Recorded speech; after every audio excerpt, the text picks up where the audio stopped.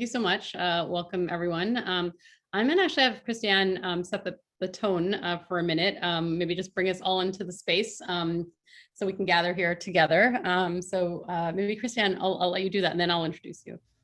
Awesome. That sounds good. So let's do a very brief grounding and arriving meditation. So regardless whether you've done this or not, don't worry about it. So just inviting you to maybe just sit back in your chair, if you're in a chair, and get right now as comfortable as possible. So this will just be for a few minutes.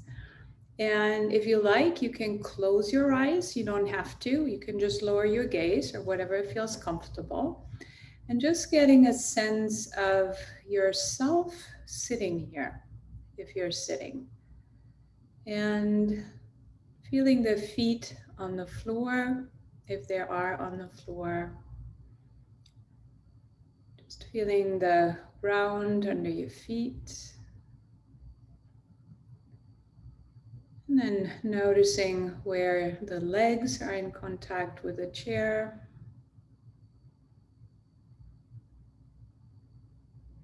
And then maybe if your back is touching the back of the chair, feeling into that. And just seeing if you can just allow the chair to just hold and support the body right now.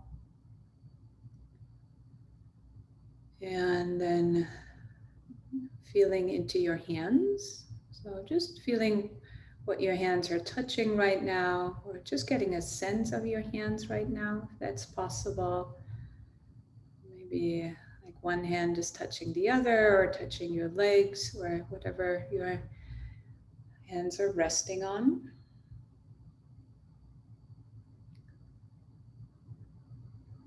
And you could even ask yourself, like, how do you know you have hands? And just by doing that, you can probably feel your hands. And then, if that feels right, just bringing your attention to your breath. And maybe taking a few longer, deeper breaths. And really being curious of where can you actually feel your breath. You probably notice the mind will wander off into thinking, planning or something, and how you can just bring it back to feeling the breath. Noticing if you feel it, the chest, the nose, maybe the belly.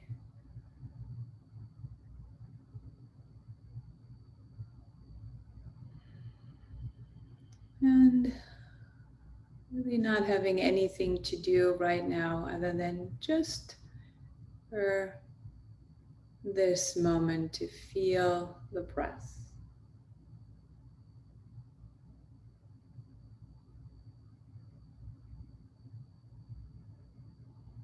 And in a moment, I'll be ringing a chime. And that will be the end of our short meditation.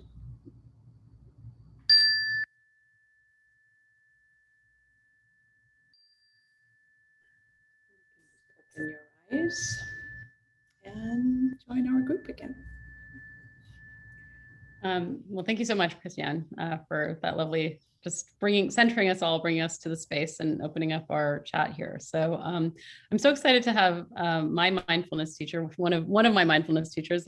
You met Dr. Serpa last year. He came on early in the pandemic, and Dr. Wolf, Christiane, as I call her, is a masterful mindfulness teacher who is also a medical doctor. She's an OBGYN from Germany. She had practiced medicine, OBGYN at Humboldt University in Berlin, and then moved out here with her family. I think has always had a spiritual connection and understood sort of the mind and the body very well. I've tried to learn a lot from her, and I went through mindfulness-based stress reduction training at the VA. Christiane has taught veterans, has taught all kinds of people, and has really been a foundational person at Insight LA here, who's worked with Trudy Goodman, who founded that, and just so many other great teachers, and really brings this sort of really interesting, I think, intersection to me of a medical doctor from a different part of the world, knows about what medicine does well, and then really has sort of taken the benefits of mindfulness and is now applying it to, the space of pain. But, has sort of taught around anxiety, taught about, the human experience, a number of things with these meditations, and has, I think, been able to teach me, somebody who also has a medical background, to understand some of the science behind this, some of the art of teaching it, and really how to hopefully bring this to our community here today, with Parkinson's, people living with Parkinson's, their caregivers, and sort of this space. So welcome, Christiane. Maybe you could tell us a little bit about your journey, how you got interested in, the mind-body practices, and a little bit about how you came to the United States and what you've been focusing most on recently. Yeah, thank you. Thank you, Indu. And thank you all for coming. I'm actually very honored to be here with you. And I've heard lots of great things, also through my friend and colleague, Greg Serper, and he really loved coming. And then I know that anything that Indu touches is amazing. So when she invites me, of course, I'll come and join. So interesting story. I did not intend to move to the US or stay here, and I didn't really intend to do this full-time, teaching mindfulness and training clinicians to teach mindfulness and working with patients in this way. But it just turned out that way. Our intention was to just be in LA for 1 year while my husband had a job here, and I was on maternity leave with our oldest daughter, who is a senior now. So that tells you how long I've been in the US now. And she was 5 months when we moved here. And it just turned out that this whole mindfulness, like secular mindfulness, didn't exist really when I was in medical school. So like what we had, so there was like Buddhism, which is my personal practice, which I fell into during high school, just looking for meaning of life, path of life, spiritual path. And Buddhism was just it for me. And mainly because the Buddha had like something that really convinced my critical mind. And he said, don't believe anything because somebody tells you to. If it's true for your own experience, then go with that. And that made a lot of sense to me. And then, but I never, of course, taught that to my patients when I was working in gynecology, because that was a religion, right? I still feel that it helped me just be more able to be with people as they were going. I worked in a gynecological oncology for years, to like diagnosis of cancer, and then sometimes recurrences, and sometimes like when people would die of their cancer, right? So like how do we provide really compassionate care and not abandon people as physicians when we're feeling like there's nothing we can do. And so, and when I came into like really learning that there is like the mindfulness is not about Buddhism. It's not stealth Buddhism. It's just like the idea, like we often say, the Buddha wasn't a Buddhist. He was just like a human being who found out a lot about how the mind and heart works, right? So we're talking about compassion and present moment awareness, and noticing like how we get ourselves in trouble with how we think and how we believe our stories. That's not religion, right? That's just, and that's what we see, like what the studies are showing, right? So this is just how our brain works. And that there's something that we can do. We can notice how the way that we're talking to ourselves influences how we're feeling. And that really comes to what Indu was pointing to, right? So like the body-mind connection, right? So how we see things, how we perceive things has a big influence on how we feel. And this is really like how we are working with this. And for me in particular with pain, so chronic pain and chronic illness, actually, I started teaching classes for chronic pain and chronic illness here in LA, I think maybe 15 years ago. And people found that immensely helpful. Say like, oh, actually, right? When I start to see like how I'm worried about what's happening to me right now, right? Then it makes it worse, right? And I don't know, would you say that stress makes your symptoms worse? Right? Yeah, I see a lot of heads nodding. You duh, right? Of course it does, right? Because the body and the mind are connected. So if we can find ways how we can make it easier, right, on our system by noticing when worry happens or noticing when rumination happens, that is a huge step. And that has in that moment, right? So influences the way that we're feeling in the present moment. And it influences how we're moving forward. And so this is so one of the things that is at the core of like how mindfulness can help, like with symptoms or with a chronic illness. The other thing, and like I'm a little bit more into that, hopefully both, is can we be kind to ourselves? So, and that is like another practice that has been really, really helpful.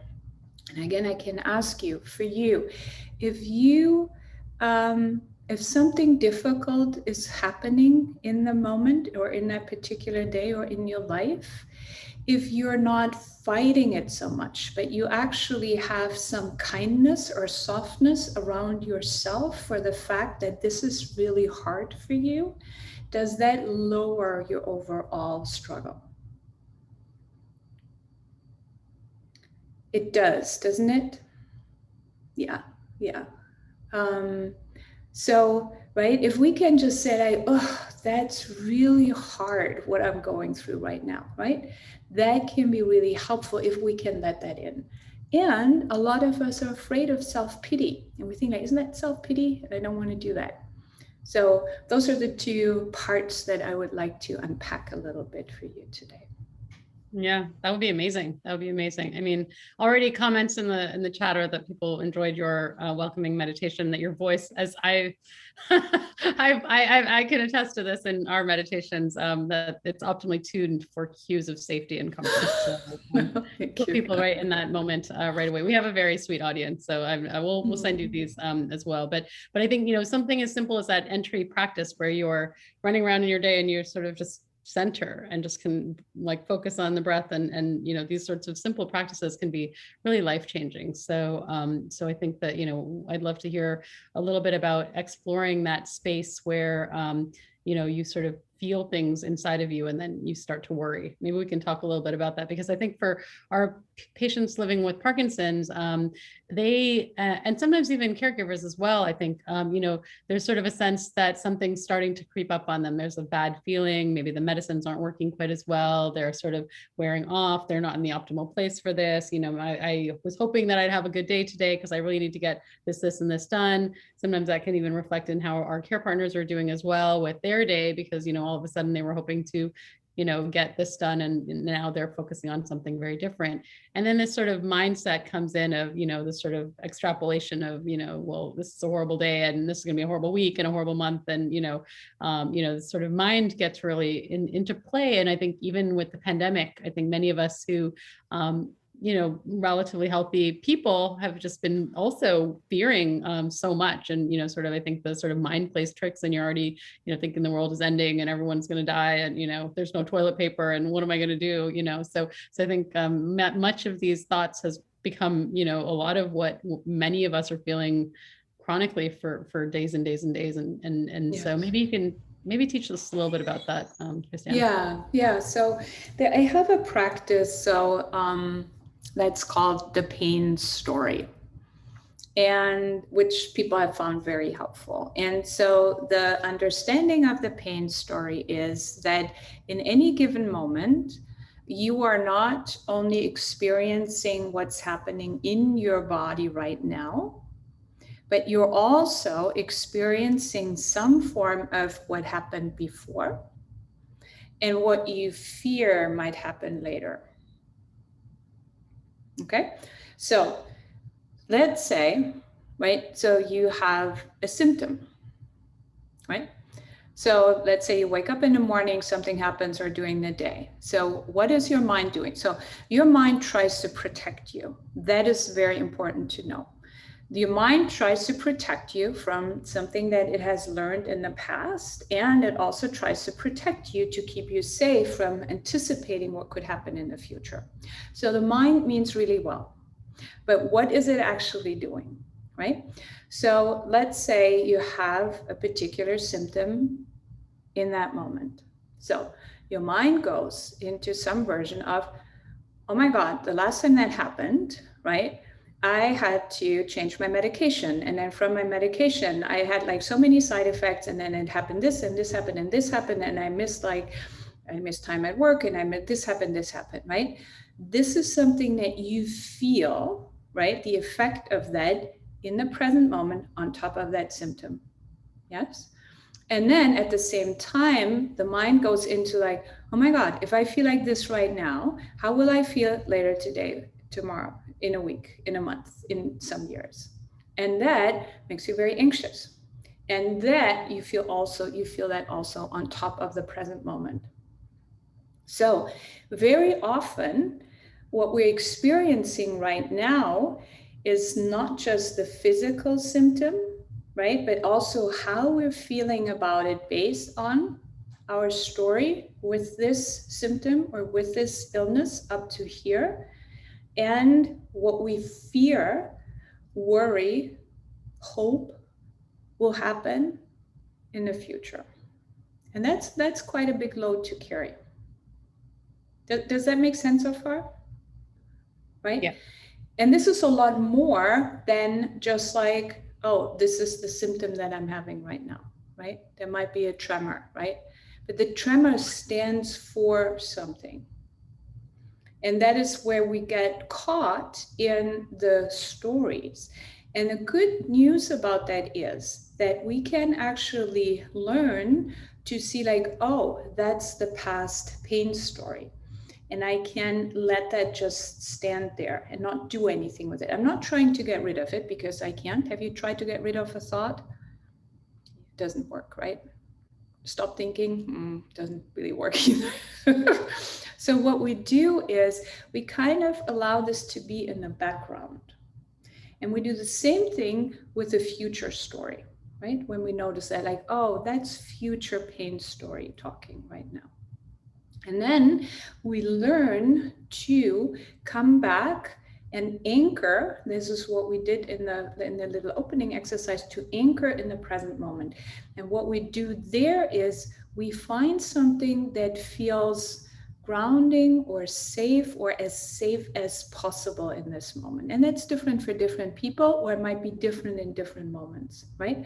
So for example, the feet can be a really nice place to, right? If that feels like a safe place to feel like, yeah, your feet, that feels kind of solid, right? Could be your hands, could be your breath, right? But anything that goes like that is here actually in the present moment, right? Because our thoughts are usually never in the present moment. So I just want to pause here and see if that makes sense so far, or if there are questions. Yeah, absolutely. Yeah. There's some comments about like, tremor. Tremor is a bit of a tough symptom because sometimes tremor comes out when people are just relaxed. It can come out with Parkinson's. So it's not really a great sort of measure of some of this stuff, but it's probably anxiety, probably in Parkinson's would fit really well with this. And some of our patients actually do have pain as well. But tremor can certainly worsen with anxiety and pain and all of these things. So it's all sort of feeding into one thing or the other. So I think there's definitely a lot of applicability, with our patients as well. So, and somebody writes here that with Parkinson's, they're always waiting for the next shoe to drop. So, sort of unpredictability becomes part of what they're also sort of dealing with, which I think, many of our patients with pain as well. It's hard to know, you could have everything just so and take your medicines just correctly and still not feel like it's, and then you start sort of that inner dialogue, I think, that you mentioned about, kind of almost catastrophizing, as somebody wrote here. So, yes. Yeah. So, but I think that's so how does one sort of, what are So I think we talked a little bit about, the breath as maybe an anchor, maybe the seat. Are there other sorts of things that I guess if people are more familiar with prayer or, maybe more religious traditions, are there other things, Christiane, that are used for anchoring, maybe that you could maybe give Yes. examples? Anything that helps you to be in the present moment and not go into thinking. And so prayer could be something. I have a lot of people who have pets and who will just hold their pet in that moment, right? Just to like be with your cat or your dog and hold it and stroke it. So that can be very grounding. And just so what you want to really ask yourself in that moment, like, what is really here right now? Not right, because the thoughts of the past, that's the past. The thoughts of the future, that's the future. And then to see, like, can I be with what is here? And very often, right, of course not always, but very often, like, if you allow yourself to be with what's here without that past pain story or the future pain story, this is maybe not great, but this is actually okay, or okay-ish, if that makes sense, or that's not that bad. What makes it so bad is really exactly into what you're saying. It's just like, what will come from this, right? The unpredictability, right? Yeah. Yeah. Can we speak a little bit, maybe, because you are a clinician as well, you're a physician, and with the sort of sense that mindfulness has become a bit of a buzzword these days, and I think a lot of people don't even know what it means, and picture somebody spending 20 minutes on a cushion, and it's just so hard for them to even think about that, if they are in pain or if they are anxious, to sort of take this time and do that just seems very inaccessible. Maybe we could speak a moment, Christiane, about the types of different sorts of arenas where I think you believe that there's good science behind, this sort of practice. And then also, as a follow-up question, I can ask it again if it's too much to remember. Kind of maybe, how do we enter, an easy sort of, maybe something accessible that might be a start for people who are really like thinking it's too hard and they'd never be able to do it? Yeah, thank you. Yeah. So first of all, so like usually what we think of is just like a meditation where we sit quietly and where we're doing nothing else, right? So that's like a typical meditation. We do that for a long time and we're not moving. So that might not what it look like for you.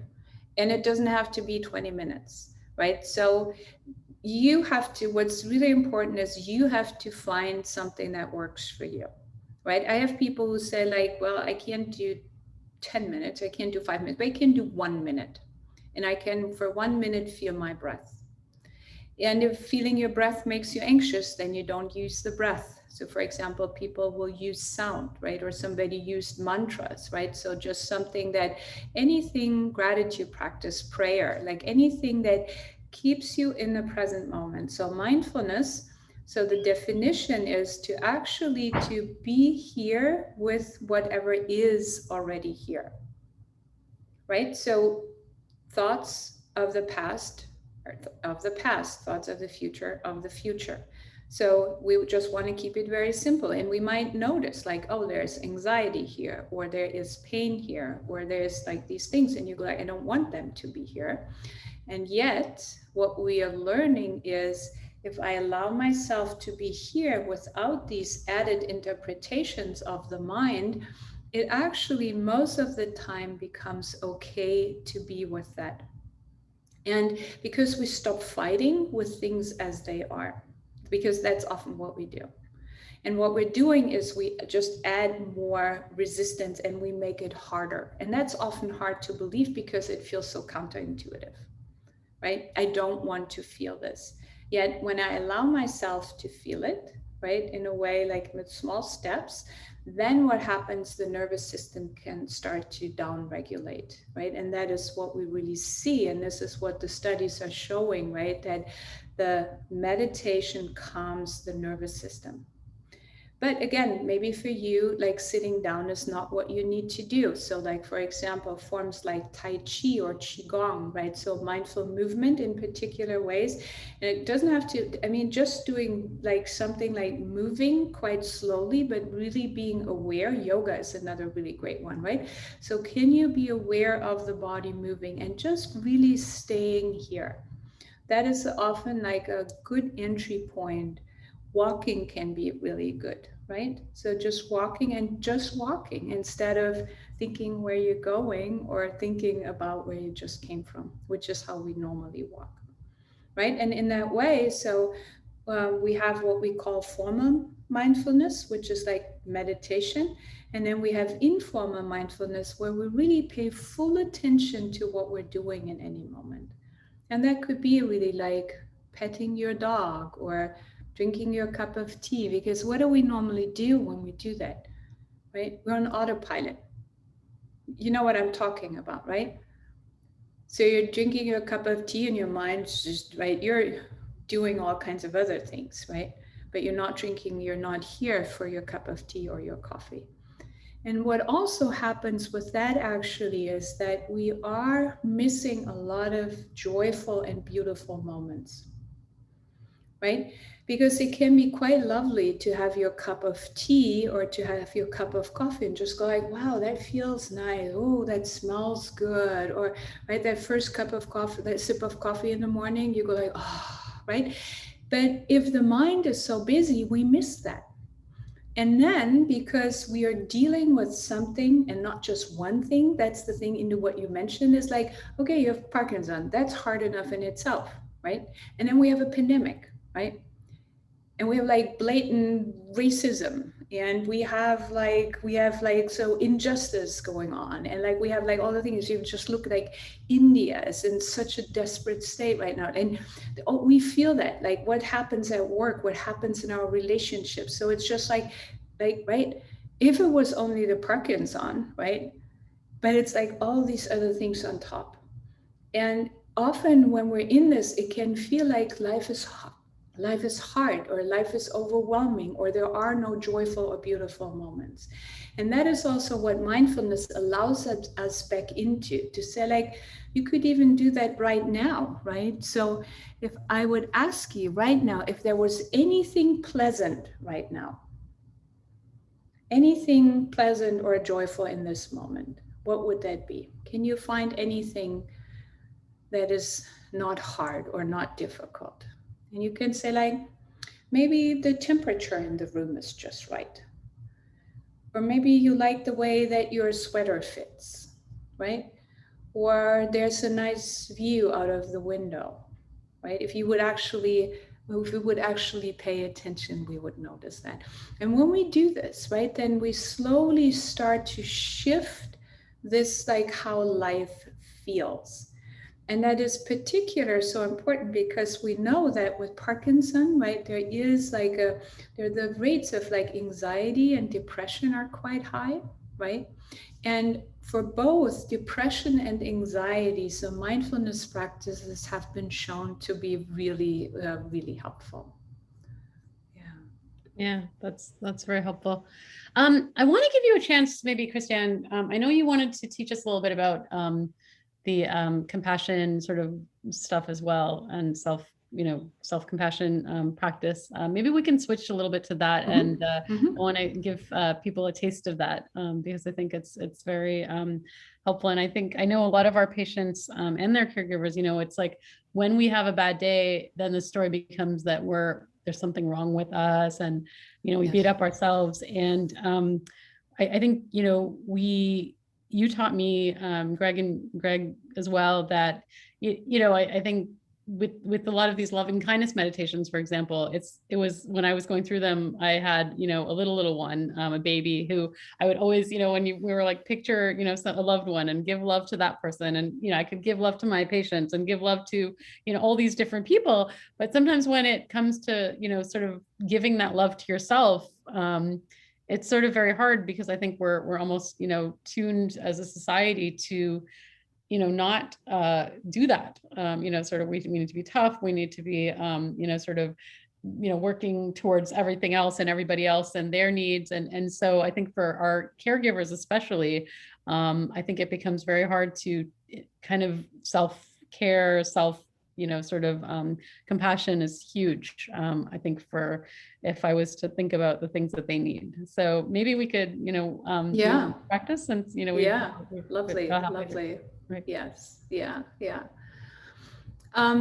So compassion or kindness, that's an interesting thing. So as you were saying, so most of us were taught like can be very kind, very compassionate with the people around us, but not for us.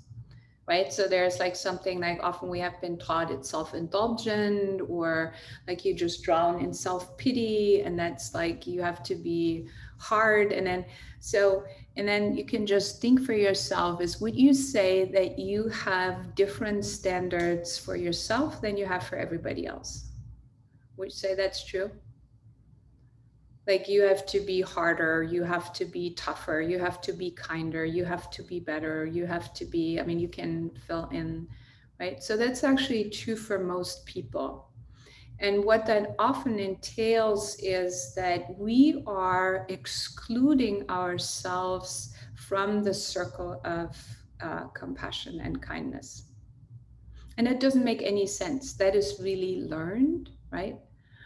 And when we're doing this, so think about it this way. So imagine what you would say to a friend who is struggling, right? And you could be struggling from Parkinson's, or just think of a friend like who is struggling, or somebody who made a mistake or had like something hard happen to them. What would you say to them? You can just think for a moment. How would you respond to really dear friend that's going through a hard time?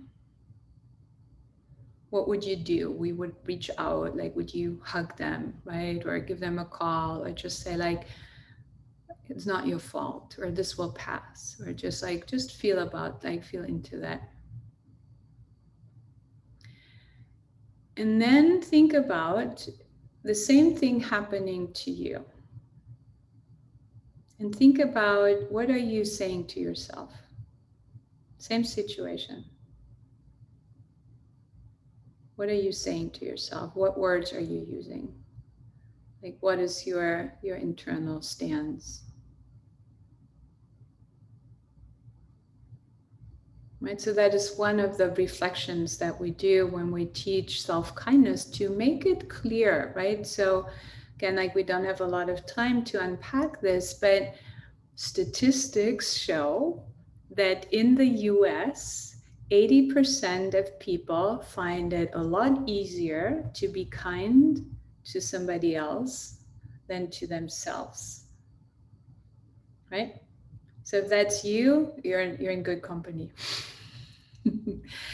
But sometimes it can be actually quite eye-opening to say like, wow, like, right? Or even ask yourself like, would you have friends if you would talk to your friends the way that you talk to yourself?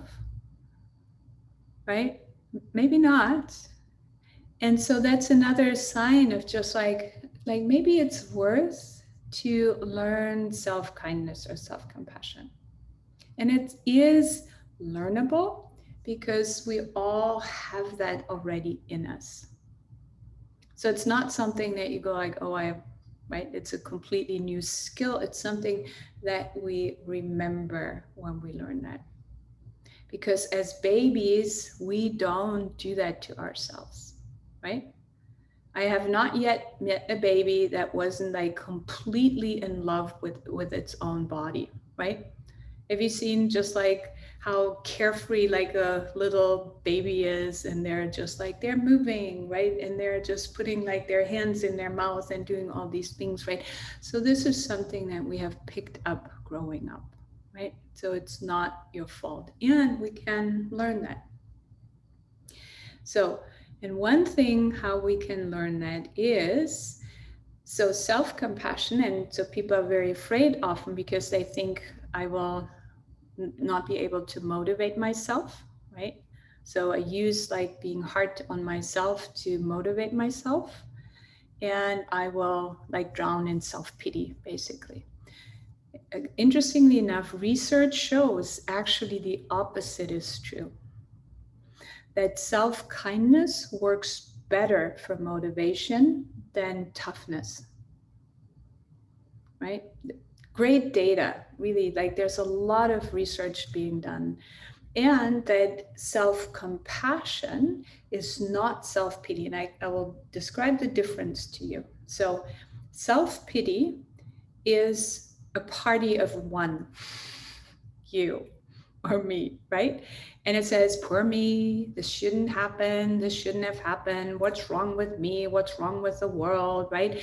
And it's just about us. And what we do is we collapse into ourselves, and it actually makes us feel isolated, right? Would you say when you feel self-pity, it feels actually quite alone? We don't feel warm and fuzzy and connected. Self-pity is a party of one. Self-compassion does something very different. So what self-compassion says also, yes, there is pain, there is struggle, because there is. So we're not pretending it's not, right? And we say, yes, and this hurts, right? Really important. So the self-kindness to just state it, just say it as it is. This is hard, or this hurts. And then what self-compassion does, it opens the space to, and this is what it feels like. And then you talk about your struggle. This is what it feels like to have Parkinson. This is what it feels like to have this particular set of Parkinson symptoms, right? This is what it feels like to have been lied to by a friend. This is what it feels like to be a parent of a struggling child, right? Or whatever that is that you're struggling from. And what you do with that is you do two things. So first of all, you stop making it about just yourself. And with that, it's not wrong. You said, of course, people who are in this kind of situation feel this way, right? So when I say this is what it feels like to have Parkinson, what you do in that moment, you can open and say, like, and there are millions of other people who share this. And this can be very powerful because, like, one of the hardest feelings that we can feel is isolation, right? And what we are doing in this moment is, and this is why support groups work so well, or the power of group works so well, right? This is when, right, you come together, you think this is just me, there's something deeply wrong with me, I don't know anybody who has like the same, like whatever the mind is telling, and then you go like, yeah, me too. I know exactly what you feel like, right? Have you ever had that moment where somebody says, oh, yeah, me too, I get that. And this is true for, of course, Parkinson, but anything, right? The whole Me Too movement, the whole like Black Lives Matter movement is just acknowledging like, yes, I get that. I see you, right? Your experience is real. Your pain, your struggle is real. And in that moment, something, it's so weird because nothing really has changed. And yet it can feel like everything has changed because you're not alone anymore. Right? And so you feel in that connection, and there's something very, very supportive and calming when we can allow that to say, like, it's not just me, right? This is what it feels like for a human being. And we're human beings with human bodies and human hearts, and people experience that. Right? So that really is at the core of self-compassion. Should we do a little exercise on that, Indu? Yeah, that would be great. I think it's resonating with a lot of people, what you're saying, that somebody says that self-compassion is so important. In addition to being kind to others, we need to be kind to ourselves. And there's some sort of sense that, I think this is, very important. So I agree. I think, yeah, why don't we do a practice? Awesome. Okay, one more thing. So if you can handle that, if you go like, ooh, that for me, then just file it away as information and you can come back to it. So another thing that research shows is very helpful. So from your own experience how helpful it can be. And often that's the only thing that actually helps, like a hug from a friend, right? If you're really in a rough spot, like you don't need more words, right? What you need is like somebody who just squeezes your hand and just says, like, yeah, I get you. That's rough, right? Right? Or somebody gives you a hug. Like we say, like the gesture that can say more than 1,000 words. So we know that, right? A lot of research showing like if you do like a painful procedure to one person and there's a loving, like a family member or partner there holding their hand, pain levels go way down, anxiety goes way down. We know this, right? We're like creatures, right, that really benefit from touch.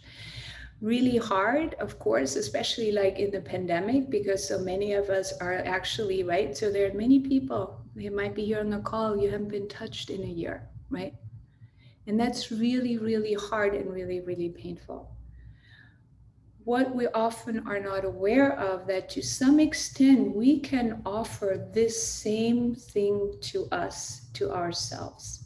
And the way that we do this, there are different ways how to do this, is so if you've been around meditation circles a little bit, you might have seen that people put a hand on their chest, right? This is just a gesture of saying like, right? Saying like, I'm here for you, right? And we want to remind ourselves that we're not only paying attention, but that we're paying kind attention, right? And so there are different ways, and you know this, right? So when like, remember, like sometimes when you get back news, you would do this, right? Or you would do this. And I think that is like this inborn impulse, right? That we know, right? Touch is helpful. So this is something that we can use, right? So hand on the heart can be really sweet, right? Like some people like to touch their face. Some people like to put a hand on their heart and another on the belly. Some people, this is a really sweet one. We teach that at the VA a lot, right? So where people might feel a little bit self-conscious just sitting there with a hand on the heart. So there's not like, the environment is not always conducive to that, but you can hold your own hand. Right? If you're just sitting there holding your own, like you have your hands, or even if you do like this, what I'm doing right now, right? Or you have your hands in your lap, nobody sees that you're holding your own hand. I actually often do that, like before I give a talk when I'm nervous, I'm just sitting there kind of squeezing my own hand and saying like, you got this, right? So there's just something that it does something, like this physical support does something, okay? So just something to try out. So now we'll do a short practice. Be gentle with yourself as you do this. Like we always say, it's okay to be a slow learner with this. Like we're up against a lifetime of conditioning. So don't expect that this will change with just practicing something once. Should we give that a try? Do a little like self-compassion practice? Yeah. All right. Okay, let's do it. All right, so again, with meditation, a lot of people like to have their eyes closed. You don't have to. Like if you get either sleepy or it's very busy in there, it might be helpful to just lower your gaze, right? So again, that's really, you check in with yourself. I'll be closing my eyes or doing that because I'll be practicing with us. So again, just starting by just feeling your body as best as you can right now, just in whatever position your body is in right now. And maybe taking a few longer, deeper breaths, if you know that is helpful. And just letting the attention rest with where you feel the breath in the chest or in the belly. And then you can experiment. So if that feels, you can just try putting a hand on the chest or a hand on the belly, or imagining holding your own hand, and just really for a moment, like feel that there's a hand that might be a warm hand. I don't know if your hand is warm, but that there is a like feeling like a supportive hand. So this is what's important. This is about support, right? And about kindness, and just letting that sink in for a moment, right? Remember, we're not only paying attention, but we're paying kind attention.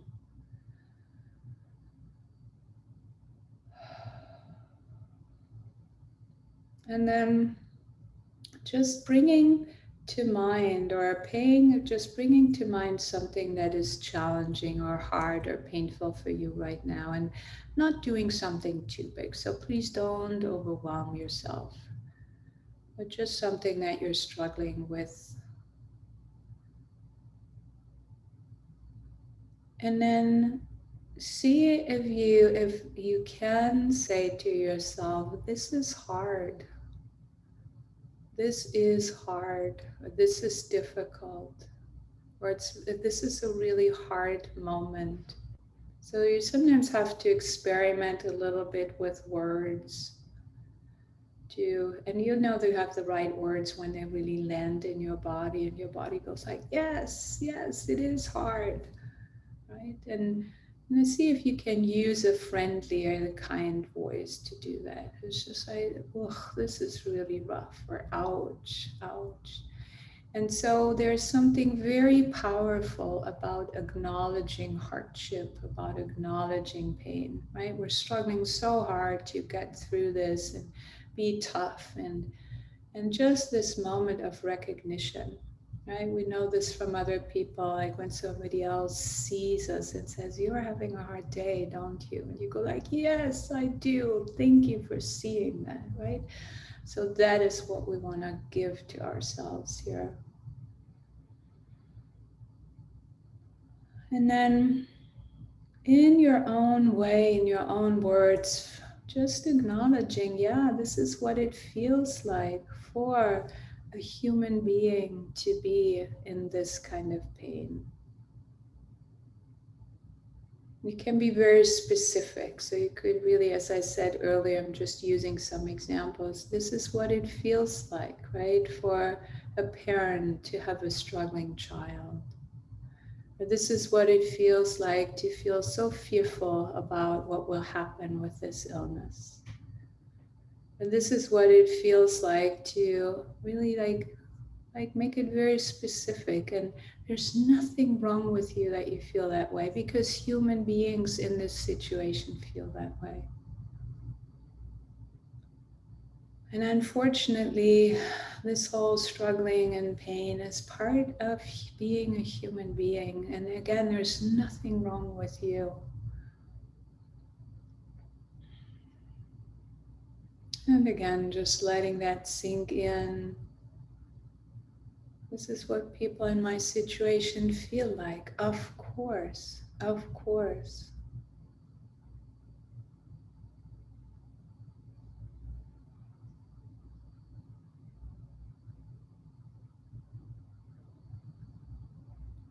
And then in your mind's eye, if that makes sense, allowing yourself to bring to mind all the other people who have ever felt this way before, or who are feeling exactly the way you're feeling right now. Even you might not know them, but you know enough of the world to know there are so many other people who go like, yep, me too, me too.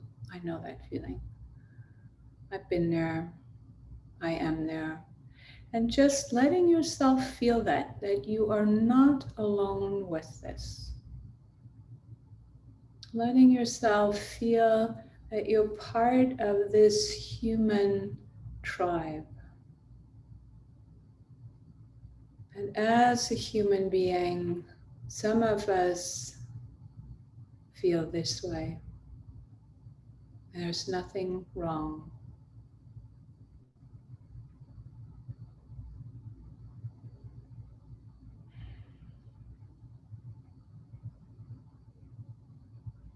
And then seeing if it is possible for you to just to be kind to yourself and to all the other people. Say like, ugh, may I be kind to myself. This is hard enough. May I be gentle with myself.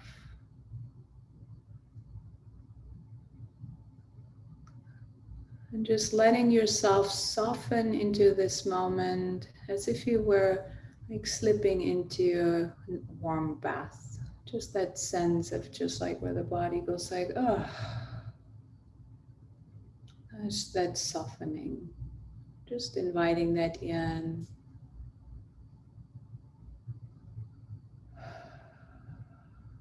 Yeah, and knowing this is not easy. It's not easy. And you're being with it right now, and you're being with it with kindness, or you're opening yourself up to the possibility of kindness here.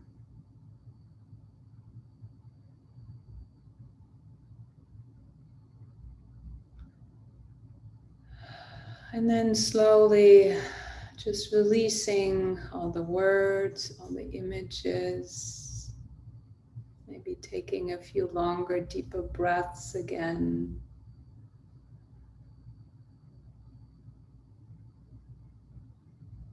Maybe thanking yourself for trying this, being open. And then when you're ready, you can just open your eyes and join us back here on our call. Thank you, Christiane. That was lovely. We have about 8 minutes left, so I definitely want to tell folks couple of little resources that you think may be helpful. And I know this is day 2 of your book launch, right? I mean, I think your book just came out. I'm so excited for you. Tell us maybe a little bit about your book and maybe your website. I've always referred people to your website for guided recordings. I think you have Thank on you. there. Yeah, thank you. So my website is my name. So very simple, ChristianeWolf.com. And I know you've probably had that in your emails, the way you spell my name. I know it's an unusual first name, at least.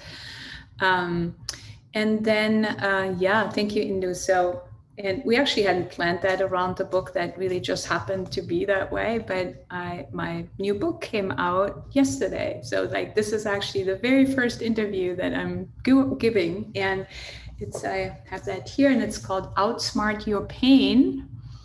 And this is really, so the exercise, both of the exercises, thank you, Andrea, both of the exercises that we just did are in this book. And so the way the book is structured, so it has a focus on chronic pain, but it's really about chronic illness as well, or about emotional pain, how we work with that using mindfulness and self-compassion.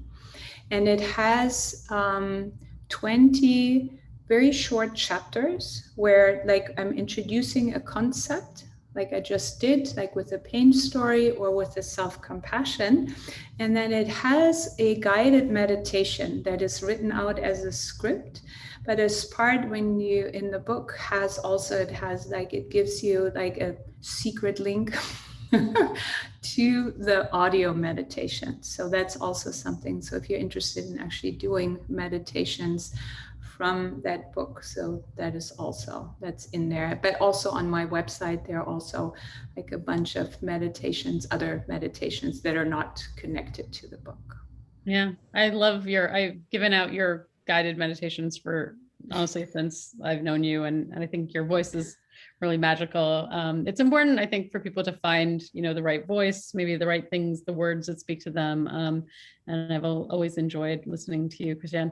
So I think we have about 5 minutes left. I wanted you to maybe spend a moment or two speaking about maybe the concepts of, gratitude and how that can affect us. Because I think those are things that people can really, and have served me well in the pandemic. Mm-hmm. And maybe, I think people have talked about, when they're in the moment, like in the middle of the night, let's say they wake up at 2 a.m. and they're trying to get back to sleep.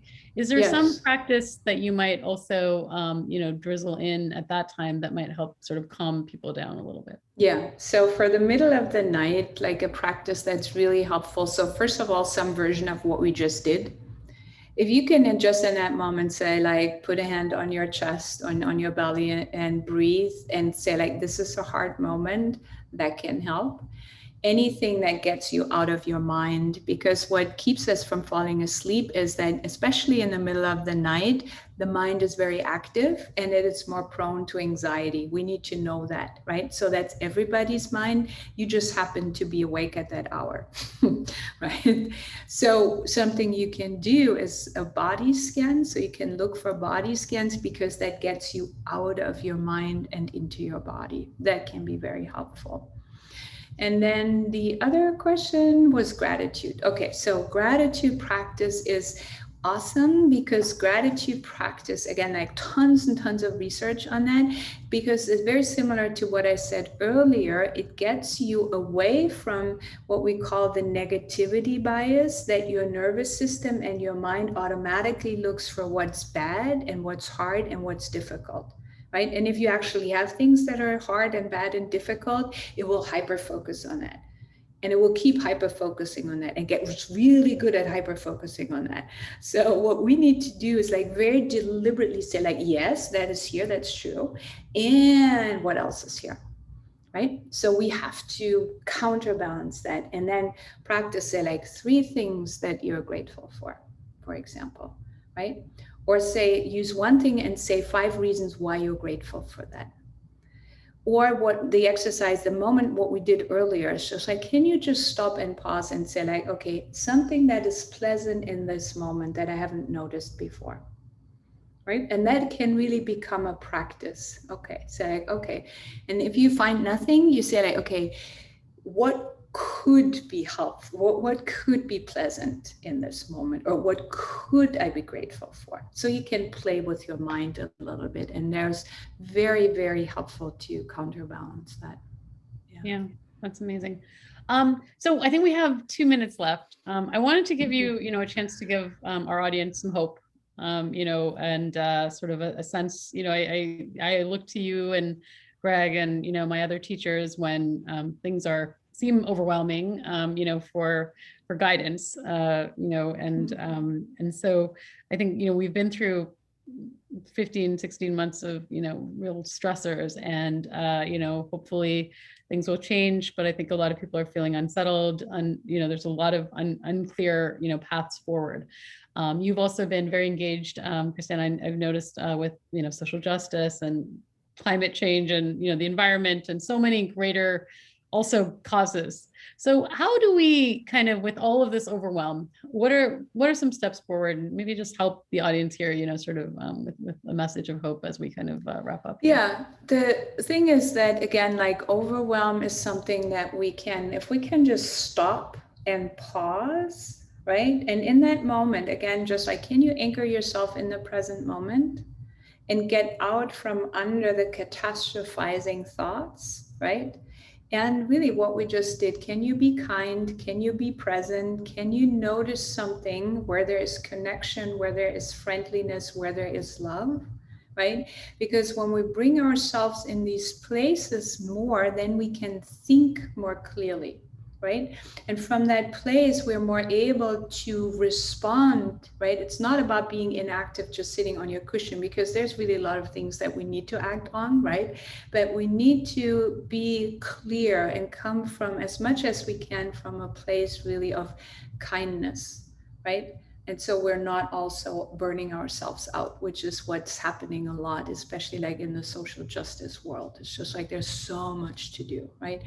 And nobody is helped by you burning out, honestly. So it's something, so that's really important. Like for self-kindness is like we need to self-preserve, right? Because the world really needs us to show up and really and hold this and have conversations, and then to also pause and rest and recharge.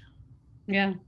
Well, I think it's been a beautiful hour. We've sort of touched on a lot of different things that I wasn't even, thinking were. Yeah, so it was sort of a flow, but many important things, I think, and people can get your book. And I think there's chapters on each of these that will hopefully connect these dots a little bit better. Yeah. One of the things that I've really taken great comfort in is, honestly, this group experience that is virtual. Unfortunately, we're sort of physically distanced, but still socially connecting. And I've, had that with mindfulness groups as well as yoga groups. And I think that the shared human experience of, honestly, I guess suffering to a degree and all of these things, right? People have fallen in love and lost people that they love, and, been at great joy and been in great pain. And these are human experiences that have happened just as being humans, right? Generations of people before us have had this and gotten through them. So I take comfort from that sort of shared experience. And I think some of the things that you talked about, connecting, us, each as individuals in our patients living with Parkinson's, sort of throughout, and thinking about giving kindness and love to the entire community in some ways, and to yourself, as a way, I think, to really kind of feel connected. When we feel alone, I think that's when things get so hard, and we get into these very negative dialogues, ruminate, and then get into more sort of cycles that then worsen tremor, worsen pain, worsen sleep, worsen how we feel. Because everyone will say, if we can just break out of that cycle and I have a good night's sleep, and then I can, get some good thoughts and get, out in nature, or be around some people that lift me up, I can feel better. So I think it's about sort of finding the positives, finding the people that do that, and sort of connecting with the sort of shared experience that we're sort of all going through. So thank you so much for spending time, Christiane. I really appreciate it. Thank you so much. We'll hopefully be able to connect. And I do wish you the very best with your work and this amazing book, and bringing your teachings to the world. I'm so excited for you. So thank you. Thank you. Thank you, Indu, so much. And to all of you for showing up. Thank you so much. Andrea, I'm going to pass it back to you to wave us out. Yes, we always close with a wave, and what a perfect way to show our gratitude and have that bit of connection with each other over the internet airwaves. So thank you, Christiane. Thank you for all of you. Thank you. Thanks for coming. Bye-bye. Thank you. Thanks, Andrea. Bye, guys. Thank you, Christiane.